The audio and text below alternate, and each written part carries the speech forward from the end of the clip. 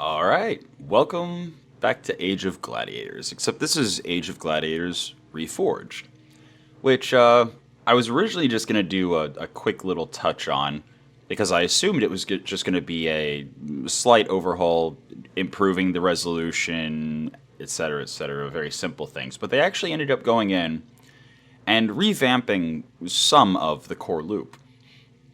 So the statistics that the gladiators have are similar, very, very similar to what they were in the original before the Reforged, but the devs noticed what was wrong and actually made efforts to fix some of the issues.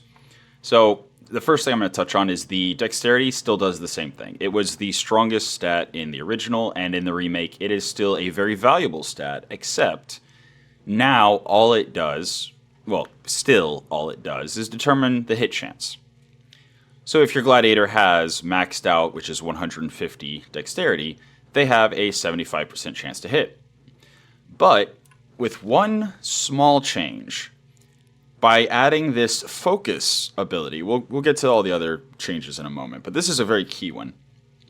This focus ability that you can now put up to 5 points into allows you to turn a really bad hit chance into a guaranteed hit every X attacks. With 1 point, it's activated and it's every 9 misses. With all 5 points, it's every 5 misses. Now, the reason that's so interesting is not just because it exists in and of itself. Because if all it was just the focus ability, it would still be more valuable to just increase your dexterity until you have a respectable hit chance. But in combination with the rage ability, it's now suddenly a very interesting and compelling choice. So with the rage ability, for each point of rage, your damage on your next hit is increased by a percentage multiplied by the number of misses before that hit.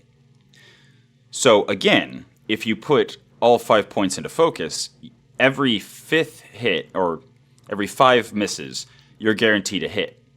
And if you have rage maxed out, that means every miss is giving 5% additional damage on the next hit. So if you have a defensive build on your gladiator and you have maxed out focus and rage, you can then have every 5 misses turn into a guaranteed hit with a bonus 25 to 30% damage per miss. Or total. No, it's 1% per point per miss. So 5% per miss up to the guaranteed hit on focus would be a 25% increased damage. Which is respectable, especially if you have a very defensive build, so your character is blocking and dodging and taking no damage until that hit lands. It can be very helpful, especially since that means you are no longer spending points on dexterity. So if you're not spending points on dexterity, that means you can put them in other places, which is the next thing that was changed significantly. So now, in addition to when you have stamina, allowing reflexes and agility to dodge or block to prevent all damage from an attack, in addition to that, now you gain damage reduction of 1% for every 6 agility and every 6 reflexes. Which means when you get agility and reflexes high enough, you start just having a massive amount of damage reduction regardless of what kind of armor you're wearing. We'll get to the armor and weapons in a second because that was also a major overhaul.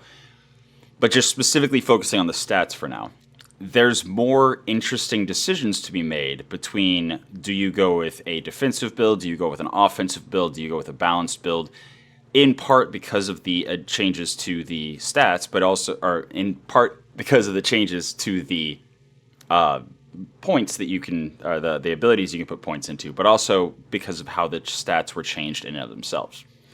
So agility and reflex now give a chance to, if you have enough stamina to do it, negate damage from an attack. But also, if you don't have stamina, or if you fail to dodge or block, you still get damage reduction, which increases your effective hit points.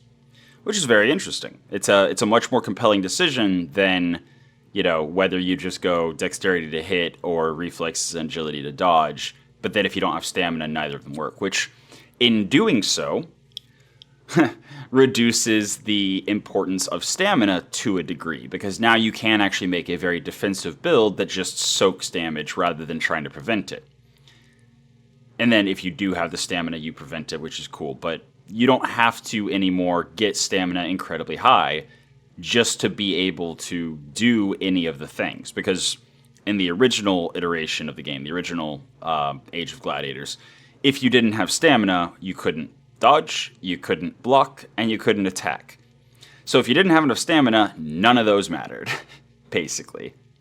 Another change is that the strength, instead of it just being 1 point of strength is 1 damage, they reduced it to 1 point of strength being 1/2 of a damage, which is interesting. It does mean that one of the build types that was really good in the original that isn't as strong now because of this change and because of the change of how the defenses work was maxing dexterity, maxing strength, and maxing stamina, and then just killing people with crits.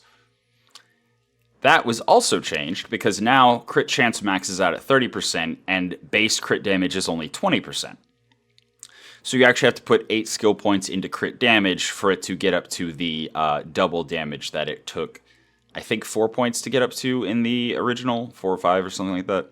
So they increased the cost of crit damage, and they reduced the certainty. Whenever you got the crit chance high enough in the original, it was you crit more often than you didn't. But now, since it's maxed out at 30%, it's a slightly more dangerous prospect. It's a more risky prospect, especially given that you now have options like weapons, where you just get +5 flat damage, which is especially helpful early game before you get good smiths to upgrade your weapons and armor. And then there's also, instead of there was a flat up to 5 damage per hit reduction, which was, good early, but as enemies got better weapons was much less interesting. Now it's just percent damage reduction. So if you're willing to invest the 10 points, then as long as your character's wearing armor, you have 20% damage reduction on top of whatever the armor's offering, on top of whatever your agility and reflexes gives. So that's interesting. And because of that, and because of the fact that now you can, you were able to reduce the stamina cost of blocking, dodging, and attacking in the original, but the way that the armored weapon changes were made changes that a little bit. But other than that, the special talents still exist, but honestly are kind of much less interesting now, especially at 10 points, because,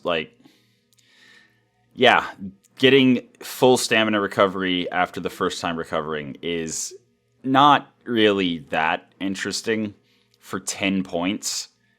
I would argue that that's very much not worth the alternative of reducing your attacks by 5 stamina and your blocking or dodging by 5 stamina.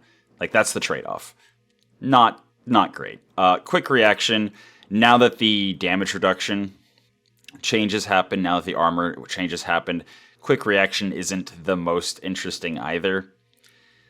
Last Breath is still very useful, except I'm about to get to the hit point changes, so it's less interesting. Still respectable. Of the 4, I would say that's definitely the best of the 4 special talents. And then out of the gate, first attack never misses. It can be used in conjunction with a focus rage build, but at the same time, you're not going to have any rage stacks since you hit the first attack. So it's just going to be a basic hit. Still could be useful for crit builds, but I have not tested it yet to know. It does say first attack never misses, so it could still potentially be blocked and or dodged. So, I guess not and, but blocked or dodged. And if that completely negates it, you spent 10 talent points to just do nothing, effectively. Now then, Flare, Anatomy, Fast Learner, they're very similar. Fast Learner now is +2 skill points per level instead of +1. Anatomy is very much the same, except now the Killer Instinct was modified a little bit, so it's more useful for tearing through a opponent's stable. And Flare, if you have a high charisma gladiator, then Flare can very easily make it so that, assuming they aren't killed in the fight, that they're very much safe to continue on their career. But again, that's if they don't just get killed in the fight. So I still don't value Flare very much at all. But So those are all the skills, all the abilities that you could use, or that you could get. And intelligence is still just as much of a black box as it always was, but now, in addition to intelligence, there's also a big focus on the work ethic. And the work ethic with intelligence can make somebody level up much faster or much slower. But the final change to the stats was health. The health change... also the 5% crit chance base up to 35%. Yeah, it's a thing. But the hit point change, the really massive change to the stats, is that now each point that you put into health only gives you 1 hit point instead of 5. Which means a gladiator with high base starting health in the 5s or 600s or even 700s is incredibly valuable. Incredibly valuable. Having a couple hundred extra points worth of health is insanely good. So now the health in whenever you're recruiting gladiators, health is definitely the highest value stat amongst them all. In part just because it's so hard to get more. Other than that, you still have the gladiators that are developing if they're under 21. Prime if they're 21 to 29, and then declining if they're past 29. So that's just a percentage increase for D3s. I'm gonna make a little short guide kind of thing, probably releasing on Thursday for the game, just because it's interesting and they've changed some things about the economics, especially that we really want to touch on. But I'm trying to just burn through this quickly. So. The greed is once again returning the same way basically from the original, in that if you lose, then you better be giving them good fight per shares. If you win, then it doesn't matter. You can literally take away all their share from every type of greed, and as long as you win most fights, you're fine. You're just completely fine. The cost, worth noting, does increase based on stats. So the better the gladiator is, the more you're paying them, and as they get higher level, you're paying them more based on how many stats they're gaining. Which means that if you build a stable with really good gladiators, you're going to be paying a lot just to maintain the stable, just to keep the gladiators happy. And so it can actually be economically detrimental if you start off with too good of gladiators too early.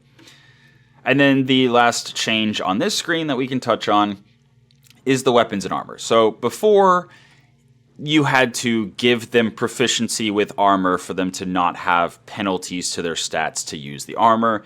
Now you can just, from the outset, give any gladiator any armor and they go into combat with damage reduction in exchange for an increase to stamina cost specifically for dodging and blocking. This does not increase the stamina cost of attacking, which means if you have a gladiator with very low agility and reflexes, so they have a very low, like 5% chance to dodge or block, giving them incredibly heavy armor doesn't matter as far as the stamina cost, because they're almost never going to dodge or block, so you never have to actually pay the higher stamina cost for the much higher damage reduction. Likewise, weapons have a stamina cost increase, and the base stamina cost is 6 for dodging, blocking, and attacking. Which means, if you give them a Spatha, you have a stamina cost of 10 for every single attack. So 10 stamina every attack. You can use deftness to reduce that to as low as 1 plus weapon, which is very interesting, especially if you have a lower stamina character with low reflexes and agility. You can give them super heavy armor, max out the deftness ability, and give them a gladius, and they will just never run out of stamina. They'll never be blocking or dodging, so they'll never be using the 10 stamina there, and each attack will only be 3 stamina. So that would, for Varus here, for example, that would be with a gladius and with 5 points of deftness. He would be able to get off 22 attacks before he had to recover for a round. Which is cool. So, yeah. The lower stamina cost is also gives a reason to use the different types of weapon. If you have a really, really high hit chance, it can be worth using the higher stamina cost weapons for the hits to matter more. Especially if you're playing with a lower dexterity build, having the higher stamina cost could actually be very detrimental. So there's actually reason to use and keep a host of good weapons just on hand for different use cases. Compared to the original, where unless somebody had proficiency with a weapon, there was no need to have it. And if you did have proficiency with a weapon, you just wanted the best of that weapon in all situations for that gladiator. So that was a change that made a much more compelling decision when it came to armor and weapons. Which, very, very impressive increase in just the depth of the game by one. That change in isolation greatly increased the depth of the game. Now then, staff works the same way, basically. Trainers increase percentage experience. Doctors reduce time spent recovering from injuries and sickness. Smiths increase weapons and armor. And scouts give you more gladiators to choose from. The change here in the recruiting, the gladiator recruiting area, is that you no longer get their hit point value. Other than that, essentially the same as the original. The costs do go down now as you travel further and further in, so it's kind of weird that buying good gladiators at the beginning of the game is prohibitively expensive, whereas as you go further in, it gets cheaper and cheaper to buy top-tier gladiators. The market, basically the same when it comes to weapons and armor, obviously using the new weapons and armor system, but yeah, you're still paying high amounts of money for weapons and armor. But one change changes that. Now, whenever you hire a gladiator, you actually get a random weapon and armor that gladiator is equipped with. So instead of just buying them from the market, you can actually gamble on getting armor and weapon that might be useful by recruiting gladiators that are cheap. So again, we paid much, much less for this gladiator for actually a really good, I believe 49 is the highest a gladiator can be base, and 8 out of 2 is one under the max that what is that called? The Secutor. I believe max for the Secutor is 9 out of 2, unless you have Smiths to improve it. Also worth noting, they still haven't changed it where like the only way your Smiths can improve a weapon or armor is if it's in your stable, not equipped at the end of the turn. If you buy a weapon or armor and you have it equipped, you just equip it immediately, or you hire a gladiator and don't unequip them, then you'll pass the round. It'll no longer be a new weapon or armor, so you'll no longer be able to get your Smiths to upgrade it, but the Smiths will not have worked on it because the gladiator had it. It's likely a strange way they programmed it, but that's how it is. So, yeah. The last change over here in the market is loans. You no longer have up to 3 loans to choose from. You just have the one loan. Now, the loans do tend to be much larger amounts. So instead of taking 3 loans, you can just take 1 loan. And the loan amounts do increase as you travel further into the game. But you'll only have 1 available, and every time you take a loan, it's 30, I believe.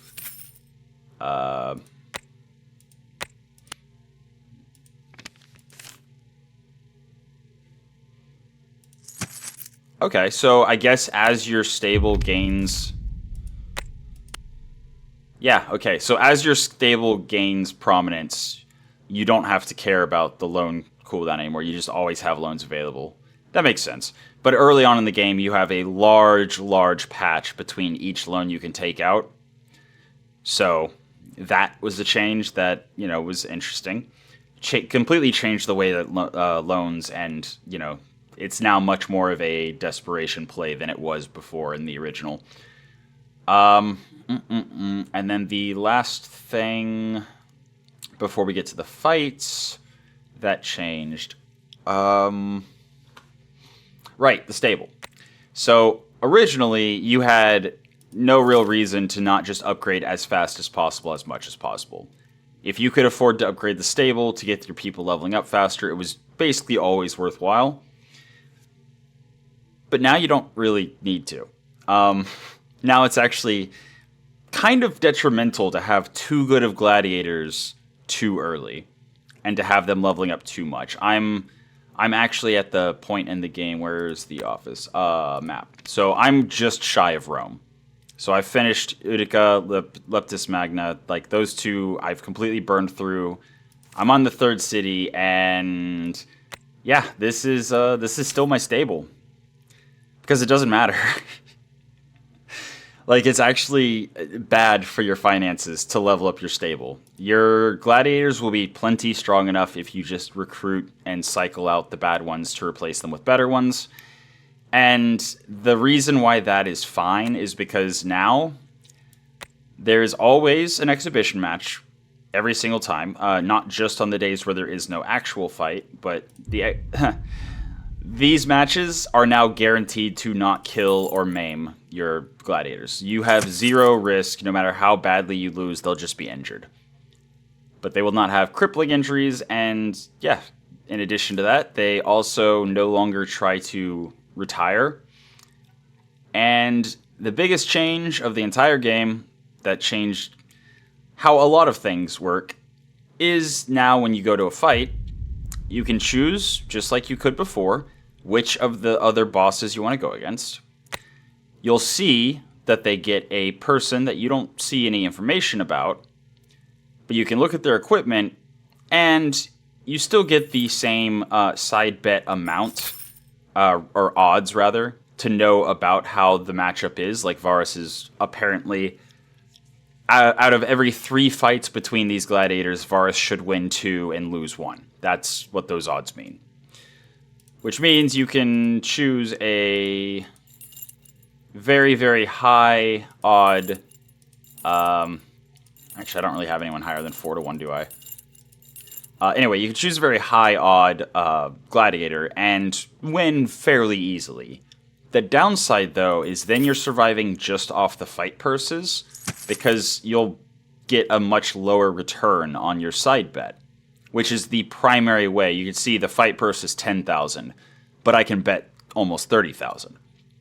So because of that, if I bet 30,000 and it's a 2-1 odds, I will get significantly less of a payout than if I send somebody who has a 1-1 odds.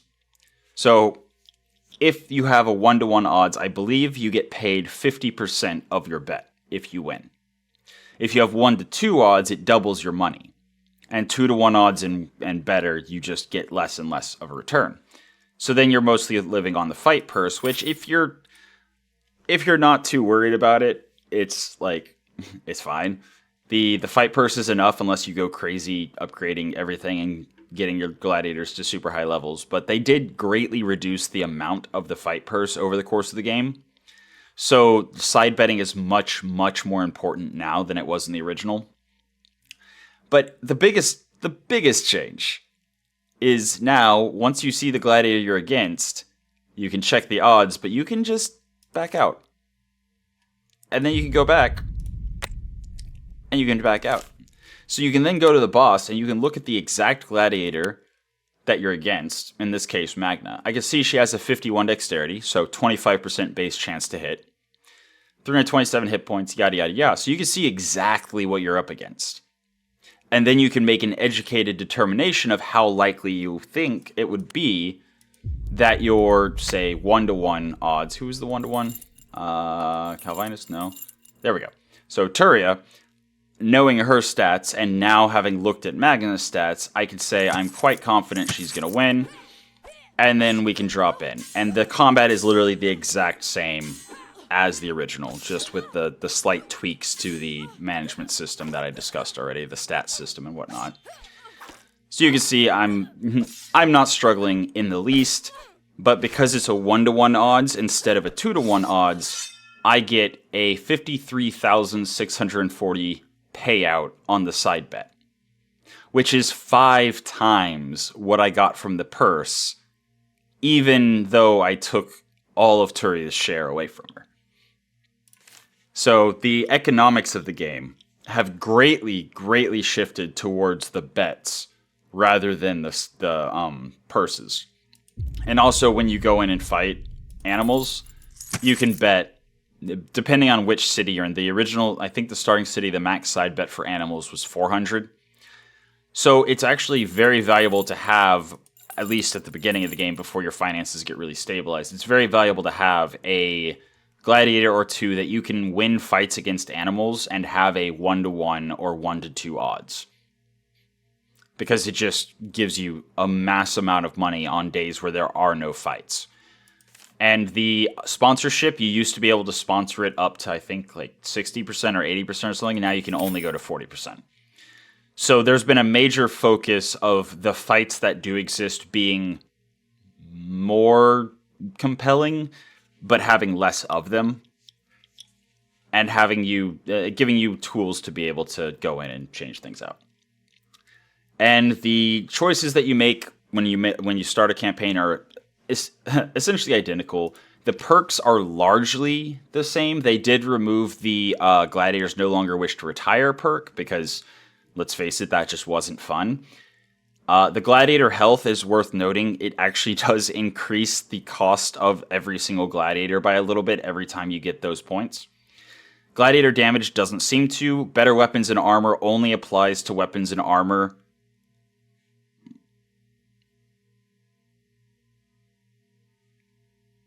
So the Gladiator damage is just across the board, base Gladiator damage increase. Now that I think about it, I haven't tested to see if these still work the same way. But if they work the same way as smiths do, as the blacksmiths do, then the 2% and 2% per point would have to be when you buy the weapon or when you get the weapon and take it off the Gladiator you hired. Missions are still basically just gambles that are largely, you largely just can ignore them. The 5% chance of the mission triggering, and then the success chance increasing by up to 25%, which is still a base, I think, 55% plus your gladiators. They usually don't even pay out that well, so it's kind of whatever. The core game, though, the core loop of just getting gladiators better, you also have to pay for the perks now. You don't just get them for free once you get so many wins. But yeah, you can go in, and for the most part, you kind of don't really want to do the levels unless you're cycling through a lot of gladiators, having them die left, right, and center. But yeah, starting level 40 is now the max, which is kind of insane. You can start at max level and just do builds immediately. But that said, there's much more of a focus on actually having your gladiators do well. And yeah, so far in this playthrough, I have lost I've executed 0, but I've lost 0 gladiators. Period. 115 to 0. Because I've gone in every single time and been able to go in and look and see what the stats were of the person I was looking at. If I didn't like my odds against one, I would look at the next, and I'd pick the best of the 3 that had the most payout of odds in exchange for the lowest risk of losing. And there we go. Yeah, I definitely am going to do like a quick little getting started guide, and then I'll be calling it. The last thing I want to bring any attention to is not actually in the game itself. Oh, wait, before I do. Now, in order to move on to a new city, you no longer have to put every boss out of business. You can now pay an amount of money to move on. So in the original, there were situations where you were struggling to finish off the last couple of the bosses, gladiators, and running out of money because you just weren't making enough in the first city or the second city to pay for your leveled up gladiators. Now, if you're doing well, you don't have to put them all out of business. You can just pay to advance. So that's an interesting change. It still saves you a lot of money to just beat all the kill all the enemy gladiator or to just kill all the enemy bosses gladiators, but it's whatever. The last thing I'm going to draw attention to is that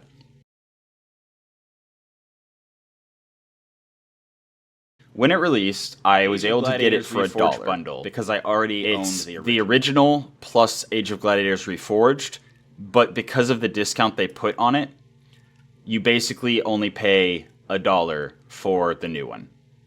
Which was I really appreciate that. They didn't expect people who enjoyed the original to pay full price for the upgrade. So even though the vast majority of what was done, like noticeably done, was just quality of life improvements and being able to play at 4K instead of I think the original was actually just 720p. But regardless, the fact that they included the Age of Gladiators Reforged bundle as the original and the new one, and because of the discount on the bundle, you actually pay very little for the Reforged version. I thought that was worth noting. Although it is also kind of strange that the original is more expensive than the Reforged, because they did not go back and adjust the original's price. Which is, weird. But yeah, so appreciate that. Creative Storm, that was a well done marketing decision, because I was gonna buy the Reforged anyway, just to make a video on it, this particular video, and let people know whether or not it was worth getting. But the fact that they made it only cost me $1, yeah, I think that's about it. So, like I said, I'm gonna release a little getting started tips guide for Thursday, and that's kind of all there is to it. So, till next time, have a good one.